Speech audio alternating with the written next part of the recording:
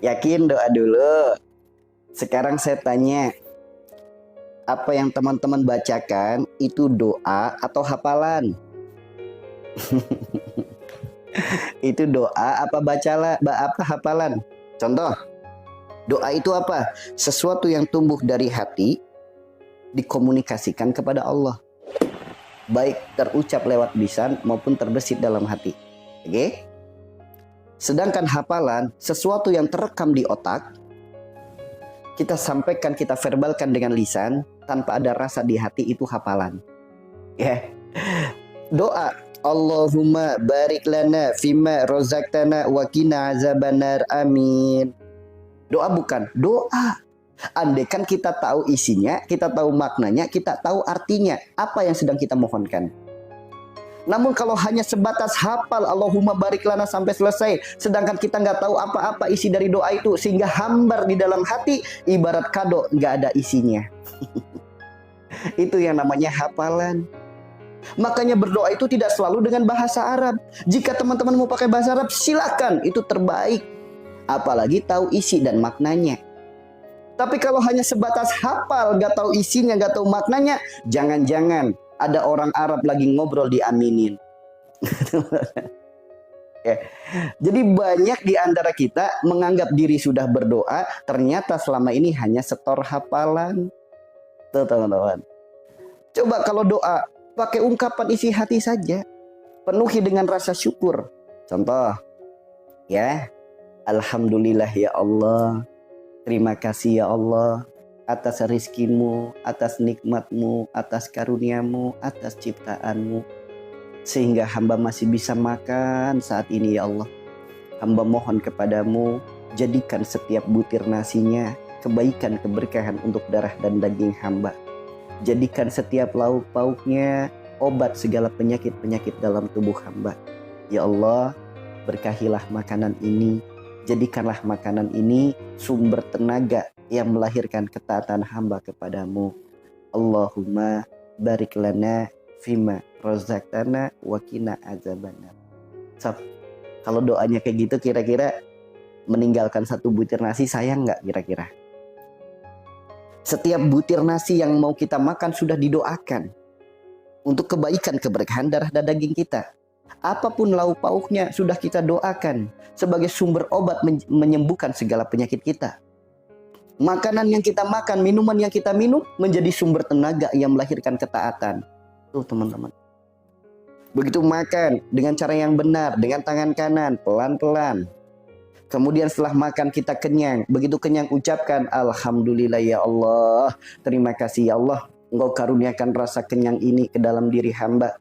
Hamba mohon pula kepadamu ya Allah, karuniakan pula rasa kenyang ini kepada seluruh saudara-saudara hamba, kaum muslimin, kaum muslimat di seluruh dunia yang saat ini sedang kelaparan dalam hidup. Tuh teman-teman. Begitu kita kenyang, bukan alhamdulillah untuk diri sendiri saja. Bahkan kita memohon kepada Allah, ya Allah, karuniakan pula rasa kenyang ini ya Allah kepada seluruh saudara-saudara hamba, kaum muslimin, kaum muslimat di seluruh dunia ini ya Allah yang saat ini sedang kelaparan. Teman-teman. Setiap butir nasinya mereka ibarat berkata-kata, tolong aku dimakan. Tolong aku dulu yang dimakan. Mereka berebut ingin dimakan oleh kita, ingin menjadi kebaikan keberkahan darah dan daging kita. Mereka berebut ingin dimakan oleh kita, ingin menjadi obat segala penyakit kita. Mereka berebut ingin dimakan oleh kita sebagai sumber tenaga yang melahirkan ketaatan kita kepadanya. Tuh teman-teman, bukan hanya sebatas makan di saat lapar, kemudian asal pengen, asal kenyang. Apa bedanya sama binatang? Sapi, kerbau, ayam, sob kalau makan gara-gara apa? Lapar. Gara-gara pengen. Tujuannya apa? Kenyang. Kalau cuma itu doang yang kita cari, apa bedanya sama binatang? Makan bisa jadi amal soleh. Ya, makan itu bisa jadi amal soleh. Segala sesuatu yang kita lakukan karena Allah dan untuk Allah menuju kebaikan, itulah amal soleh. Ya, makanya ayo teman-teman, sedikit demi sedikit. Jangan gitu lagi ya, makanan disalahin. Sok, teman-teman yang suka nyalahin makanan, minta maaf sama makanan. Ya, karena permusuhan Anda lah yang menyebabkan penyakit Anda makin parah. Sekali saja menyentuh makanan itu, akhirnya berujung pada apa? Penyakitnya kambuh. Makanya minta maaf sama makanan. Wahai makanan, maafin aku ya. karena aku telah suudzon sama kamu. Aku menuduh kamu sebagai penyebab penyakitku. Sekarang berdamailah denganku. Jadilah nikmat di mulutku. Jadilah berkah untuk darah dan dagingku. Jadilah obat segala penyakitku. Jadikanlah engkau sumber tenaga yang melahirkan ketaatan kepada Tuhanku. Tuh teman-teman. Jadi setiap kali makan gak akan bermusuhan. Gak akan kambuh penyakitnya. Karena udah berdamai dengan makanan apapun. Katanya Khalifah Fuad. Katanya Khalifah Fuad. Makanya ayo dirubah. Karena sakit itu banyak berawal dari pikiran kita. Dari pikiran melahirkan prasangka. Dari prasangka melahirkan sugesti. Sugesti akhirnya jadi afirmasi. Afirmasi akhirnya jadi hipnotis. Sehingga banyak orang yang sakit buah dari prasangka buruknya sendiri. Padahal ada orang lain makan apa lagi? Makan apa ya, misal makan sate atau makan mendoan deh. Orang lain makan mendoan, pecinta gorengan. Contoh, saya pecinta gorengan. Kata orang makan gorengan jadi kolesterol. Alhamdulillah, tiap hari saya makan gorengan. Alhamdulillah, nggak ada kolesterol. Yang salah gorengannya, apa kitanya? Maka penyakit itu jangan salahkan perantaranya. Introspeksi diri. Tuh teman-teman. Ya, berdamai dengan makanan, sembuh penyakit kita. Ya, karena setiap butir nasi yang kita makan bisa jadi jalan sembuh kita. Berdamai yuk dengan makanan.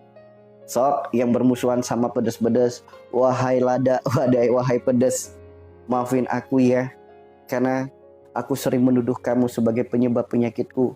Sekarang berdamailah denganku, jadilah nikmat dalam mulutku, berkah darah dan dagingku, obat segala penyakitku, sumber tenaga yang melahirkan ketaatanku. Nanti makan cabai juga aman di perut, makan cabai juga aman diambilin. Tuh teman-teman, karena sudah berdamai. Bukankah kita diutus oleh Allah sebagai Khalifah Fuad? Khalifah Fuad itu apa sih? Pemimpin bumi kan? Dengan mengemban misi rahmatan lil alamin. Pemimpin bumi yang rahmatan lil alamin, pret. Makanan masih disalahin, makhluk-makhluk Allah masih disalahin, makan daging disalahin dagingnya. Teman-teman, ya.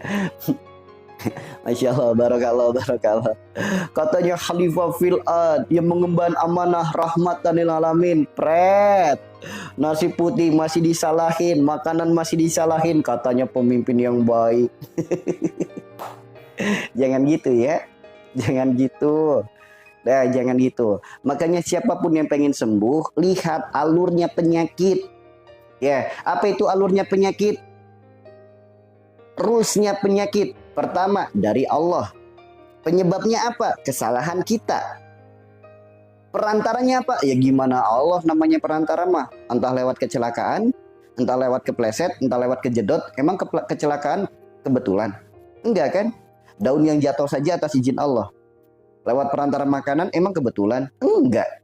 Lewat sihir emang kebetulan? Enggak. Itu semua hanya perantara. Perantara nggak usah dimusuhin. Perantara nggak usah disalahkan. Tugas kita saat ini perbaiki kesalahan.